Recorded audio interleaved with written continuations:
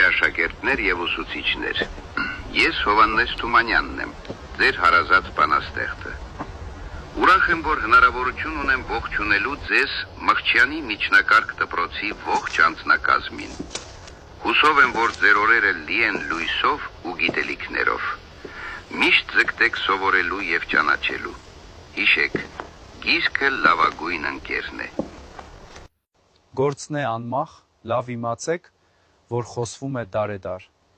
Եռնեք նրան, որ իր գործով կապրի անվերջ անդադար։ Ամեն ինչի մաքուրն է լավ է, միջավայրի, մարմնի, լեզվի, մտքի հոգու։ Ոչ մի պաշտոն կամ կոչում չկա, որ հավասար լինի։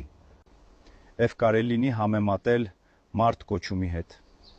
Դպրոցը գրականության հիմքն է, գրականությունը դպրոցի բովանդակությունը։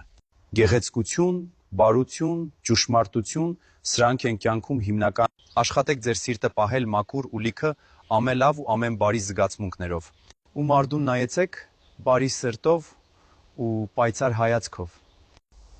Վերջապես կցանկանայինք, որ մեր ազգն էլ կարողանար տեսնել, Գնահատել ու պաշտպանել իր ծնած ուժերը։